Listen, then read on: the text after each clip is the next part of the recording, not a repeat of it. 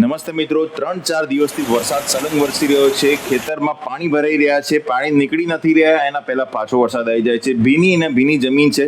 સતત 3-4 દિવસ 5 દિવસ આવું જો ભીનું રહેતું હોય ને મિત્રો, તો નીચે તમને જોવા મળશે ફૂગ. હવે આ ફૂગ ઊભા છોડને પાડી દેતી હોય છે. અઠવાડિયા પછી તમને છોડ લાગશે કે લંઘાઈ રહ્યો છે. વિકાસ તો છોડ ત્યાં ને ત્યાં અટકી ગયો છે, બગડી રહ્યો છે.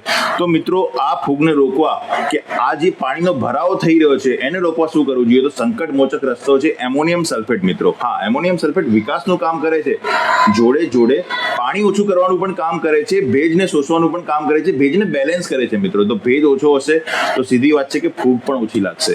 તો એમોનિયમ સલ્ફેટ જરૂર વાપરજો. જોડે ફૂગને રોકવા કાં તો ફૂગને મટાડવા મિત્રો, ફૂગની દવા પણ વાપરજો.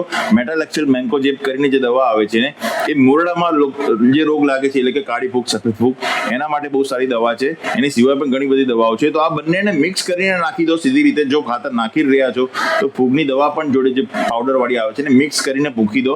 તમારે ફૂગની અટકાયત પણ થશે અને પાણીનો ભરાવો પણ ઓછો થશે. મિત્રો, જો આ નહીં કરીએ તો શું છે કે 7-8 દિવસ પછી જોવા મળશે કે આપણે વધારે પડતું પાણી ભરાઈ ગયું હતું, એના કારણે ફૂગ લાગી અને મોંઘી દવા નાખવી પડી રહી છે અને 2-3 ડોઝ નાખવી પડી રહ્યા છે. એના કરતા ખાતર અને આ ફૂગની દવા મિક્સ કરીને નાખી દો, અટકાયત થઈ જશે.